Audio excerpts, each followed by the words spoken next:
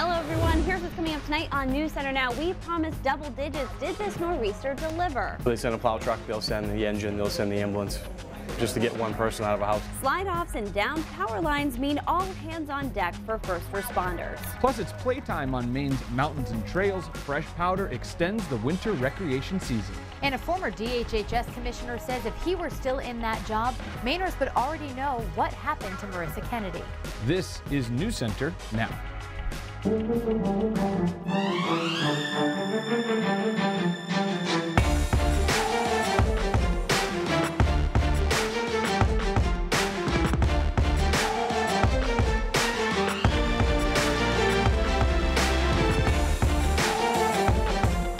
Shoveling, plowing, salting, and more shoveling. If that describes your day, welcome to the club. Hello everyone, I'm Lindsay Mills. And I'm Chris Costa in for Lee Goldberg. The storm is on its way out, which means the digging out is just getting started. So Keith, how much snow will we have to shovel? Well, you know, for most of us, it's over a foot, and we still have a few bands here. It's amazing. On a northwest wind, which is a downsloping, drying wind, these bands are withering, but they've been holding pretty strong. A nice band just to the south and west of Augusta, and across northern Maine, they're picking up some of their biggest snow of the storm so far at Holton into Presque Isle. Snowfall totals are lesser there, but a few more inches possibly before this thing swings on out of here. You can see the center of circulation here, northwest winds driving in behind it. So it is drying up on the back side of the storm, but we do still have some more snow to go through later on this afternoon and into the early evening as well. Good looking storm on satellite, enhanced satellite, with a big cloud shield wrapped all the way around it. So this computer model has been trying to clear us out before we are going to clear out for a while. But you can see the trend here is that by later on this evening we reduce to snow showers, and by 11 o'clock it's really only Aroostook County that has any snow left, and by tomorrow morning we're all in the clear, starting to see some sunshine, and we'll have, of course, a fresh snowpack. You know, it's a weird thing to say, but that's what I do. Tomorrow is going to be one of those days that you absolutely have to have sunglasses. You know when everything sticks to the trees like this, and then the next day is sunny? It's like the most blinding thing that you could possibly have. So that'll be tomorrow, and then we'll talk more about what happens next week in a few minutes. Duly noted. I got the shades ready to go. Yeah. Okay, so there are two types of snow shovelers. People who try to keep up with the snowfall and then go out to clear the driveway every couple of inches or so. Then there are those that wait until the storm is over, and then they try to conquer all 12 to 18 inches at once. So which one are you? Go to newscentermaine.com to vote, or select the Pulse tab on our mobile app. Keith?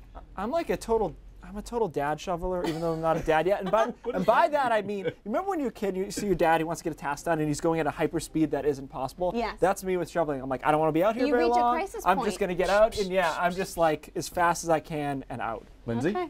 You know what? I like to wait till it's just all over, because it's frustrating, right? You clear it, and then there it is again. How about yourself? I'm kind of like lazy in between. I get to the steps last night and I see the snow starting to build up, so I just kind of kick it off with my foot, and then I'm like, I'll deal with the rest tomorrow. Yeah, whatever. if you're like older, my grandmother's 97. She has to do the every 1 inch thing to do it the right way, to not die. She has to do it that way, so it works out really well. Cool. It's worked out. 97. Yeah. We'll get to those results later in the show.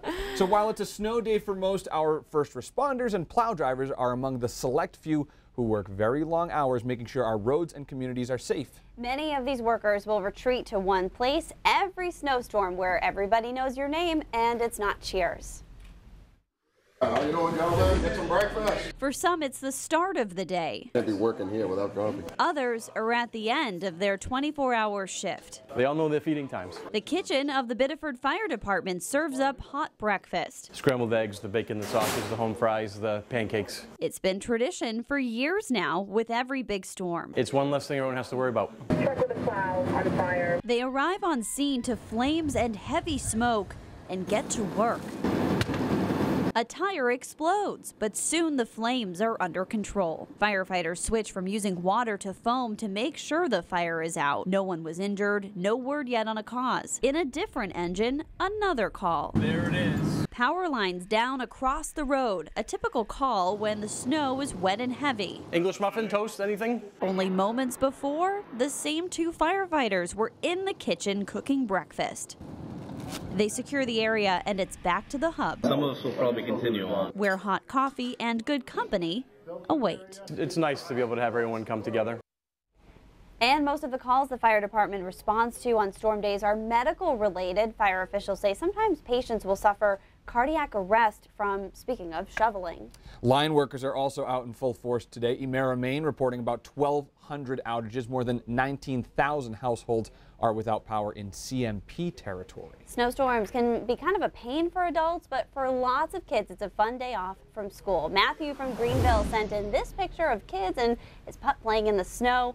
Meanwhile, Jessica says her son temporarily lost his mind when he threw a snowball at his dad inside the house. That sounds like something I would do. Then Amanda shared a picture of a good old-fashioned snowman, but Joe knows how to keep the kids entertained on a snow day. Not skiing. Hey kids, grab a shovel and have fun. I'm finding a theme here.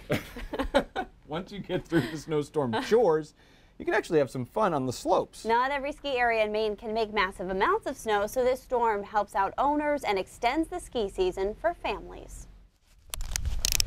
Oh, it's amazing. This is all you can hope for this time of year. Liz Rollins and her family are avid snowboarders. Now, they've been on snowboards since they were 2.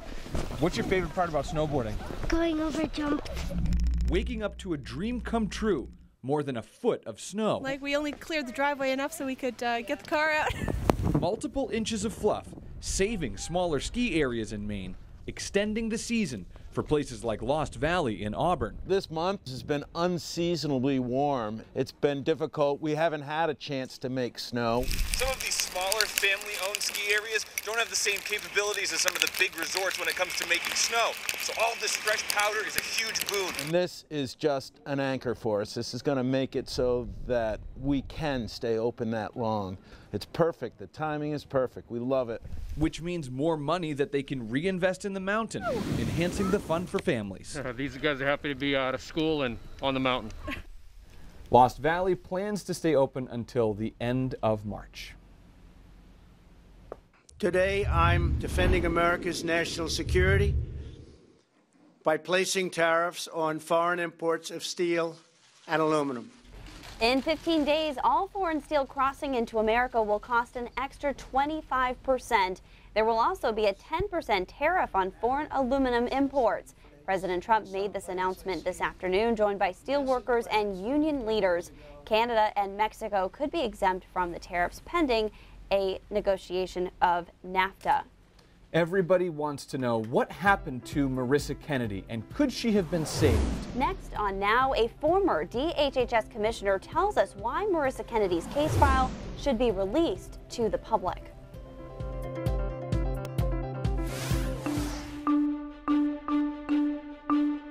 I'd love to be able to share with you right now what I know, but I can't. I don't want to jeopardize a criminal investigation. We can't wait.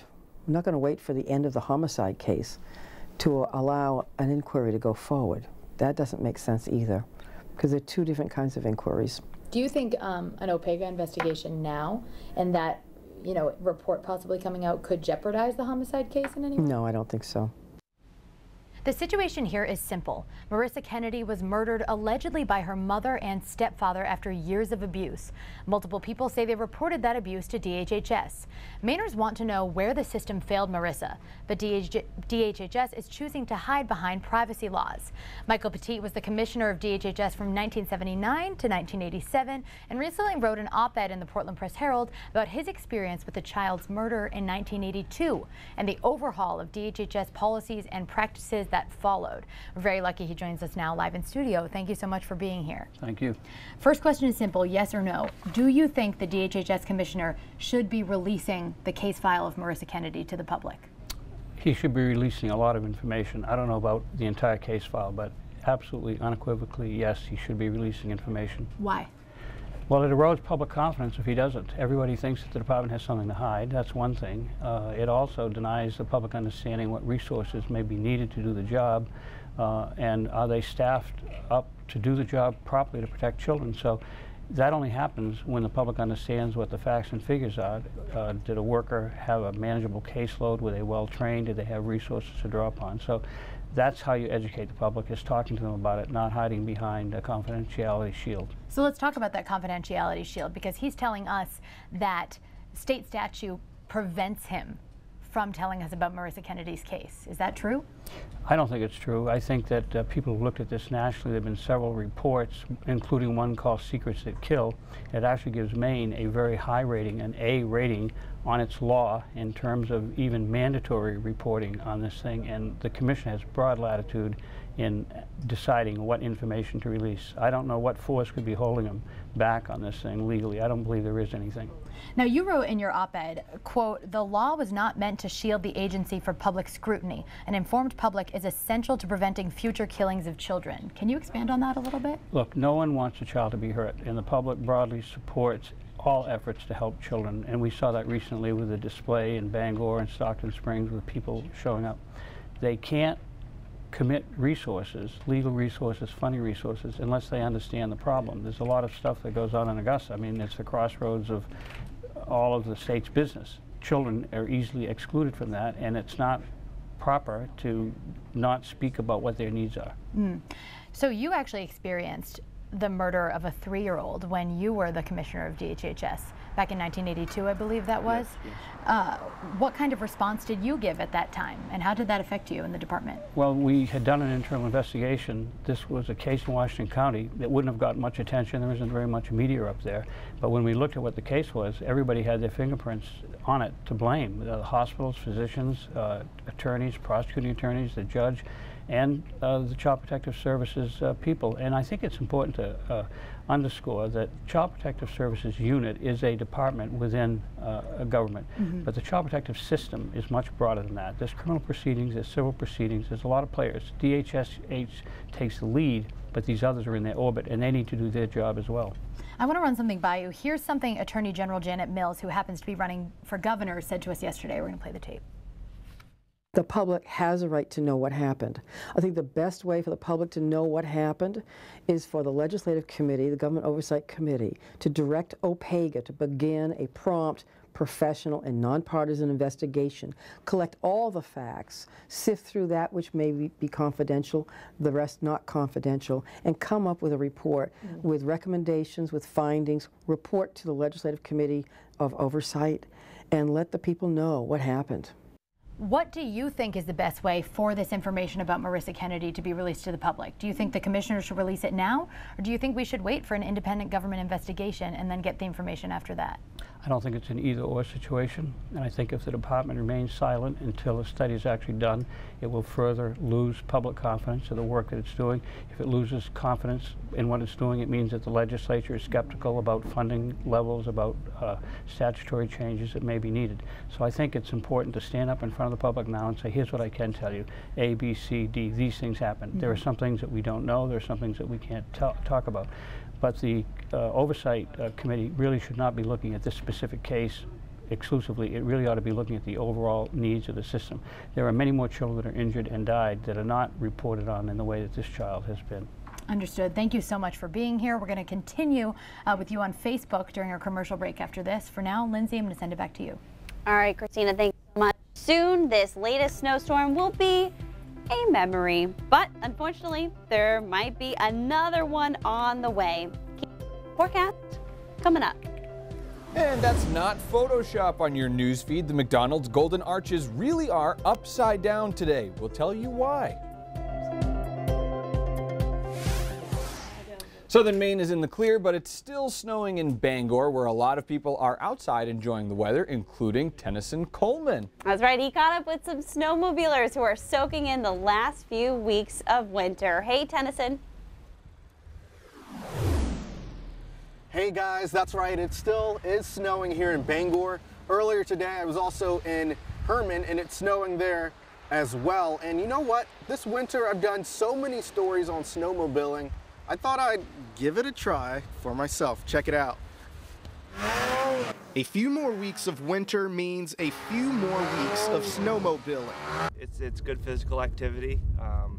It's fun to get out and enjoy the outdoors. This week's snowfall enticing some folks to bring out their sleds and hit the trails. There'll be some people out poking around a little bit. Andrew Jackson, a member of the Penobscot Snowmobiling Club, says the trails in eastern Maine won't be perfect at this time of year, but people can still get out and have fun if they're careful. Just take it slow, you know, kind of putt around, look for the water holes. All right, I'm ready. Let's do this. These guys put a helmet on me. Don't try this at home, kids. And show me how to make this thing go. There it is. There it is.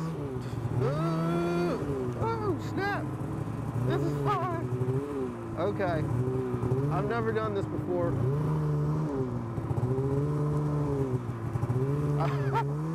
Oh, snap. I finally get the hang of it. How did I do? You did great. Really? Yeah. Are you just saying that? No, you did great for your first time ever being on a snowmobile. All right, so don't make fun of me there. The guys at the Penobscot Snowmobile Club allowed me to get inside the trail groomer as well. You can check out some of that footage on our website. And they also have a vintage snowmobile show this weekend. So the snow is right on time this week, guys.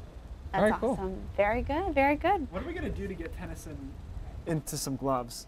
Because every time he's outside, Keith is very concerned. He's a straight bare hand. Like, I appreciate it, but real quick, let's take a quick look at our pulse poll. It says, what kind of shoveler are you? We want to know. 60% of you say you shovel while it snows, and then 40% say you wait until the snow stops. So that's pretty close. It definitely has to do with your health. Like, shoveling after the storm is extremely taxing. Sure. Like, it's one of the hardest things you can do. It's like playing water polo. Like, you're just like, wow, this you need is to so check hard. some Gatorade. You need the electrolytes afterwards. I can see that. All right, well, we're going to get a little bit of a break once this storm is done. Little bit. Not very long. Shovel. Not very long break, yeah. Yeah. You can start to get out there in a lot of spots now. It is definitely dwindling as drier air works into the system, and it moves away from us on a more northern latitude. But still some snow, particularly across northern Maine, Holton, Presque Isle, Grand Falls, this whole area, but basically all of Aroostook County, still seeing snow for the next few hours. And it'll be off and on in a lot of spots the next few hours as this low wraps on out of here. But the heavier stuff, the stuff that's hard to keep up with, is done and has been done for about an hour or so. We had a nasty band just to the south and west of Augusta that has dwindled recently. Here's the satellite. It was looking a little bit better a few hours ago than it does now as it ingests more and more dry air, and it gets kind of drawn out as it gets farther north in latitude. It gets stretched out, and it doesn't look as good on the satellite presentation, but it was a beautiful storm late last night, early this morning as far as its presentation. All right, here's some snowfall amounts, these official amounts. Sanford, the jackpot so far with 19 inches. Portland just came in with 15.4. Rockland, 14.5. Bar Harbor, 14. East Machias, 12. And Bangor has been on the low end at 8 so far. They might squeeze out another inch and a half, end up around 9 or 10. All right, so there goes the storm, moves out of here tonight. We get some clearing tomorrow. It's relatively brief for northern Maine, though, the clearing is, because look at Friday, not a bad day, but watch what happens Friday night, Saturday. We get this little storm to kind of clip in here and give us some more precipitation over the northern part of the state Friday night and into Saturday morning. Not a big storm, but just kind of hooking in from the side there, from the east, while southern Maine doesn't even know what's going on here. It's all across northern Maine and the mountains Friday night and Saturday. But it's enough to make a little map out of it. 3 to 6 over northern Maine, 2 to 3 including Bangor, and then 1 to 2 for the rest of the area. The mountains getting another couple of inches of snow. They will love that. Some of them reporting 20 inches or so from this last storm. After that, we have 2 storms we have to watch. One is on Monday. I think this one's gone. I think it's going to be too far to the east to be too concerned about it. And then another one tries to rotate in on Thursday. That one's more amped, so it's probably going to be a little bit closer. In short, I'm not sure yet. I would say chances are we're going to miss Mondays, and then we'll watch late week storm. In between, we spring forward because it feels a lot like spring, in case you guys didn't notice. Snow showers possible on Tuesday as well. That could be 1-2 inches of snow. So we might be able to dodge Monday. I know a lot of people weren't looking forward to the idea of them being that close. So I'd like to see another computer model run or 2, but I feel like chances are it will nudge itself east. Okay. So that's something for you guys. Okay. All I'll right. stay off to the coast. Yeah. Sounds good. All right, Keith. Thanks so much.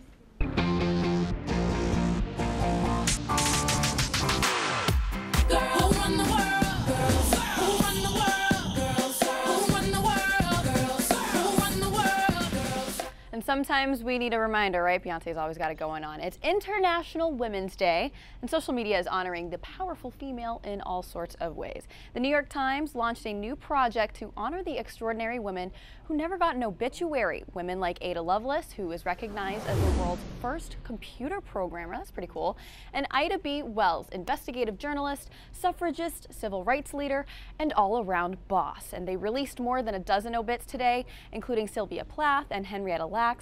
It's part of the ongoing series called Overlooked. And Barbie is honoring female role models, past and present. Snowboarder Chloe Kim, Wonder Woman director Patty Jenkins, and conservationist Bindi Irwin are just a few of the ladies to get their very own doll. And the Golden Arches became the Golden W today. McDonald's says they flipped the M to celebrate the women who choose to work at their restaurant. The chain says more than half of their restaurant managers are women, which makes me proud to say that I am a loyal customer. Fries with a side of girl power, please. I actually heard this story on the radio today, Katie, and I instantly thought of you because you love your French fries. I do not know if that's the Golden Arches. Or... Those are French fries, right? Yeah. Wait. To make the M. The Golden Arches? Yeah, from McDonald's. I guess we could say that, right? Me, I never noticed that. Goldberg, Keith, very lucky to work with a couple of strong women here and behind the scenes as well. Oh, nice. So, yeah. Yes.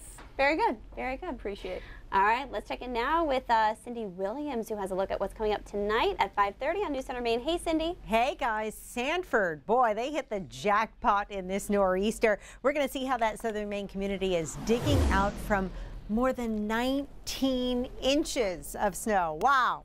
You tired of shoveling your driveway? You may soon be able to get a robot for that. We're going to look at a high-tech machine. Those stories and many more coming up at 5:30. Back to you. All right, Cindy, thank you so much. We'll be right back.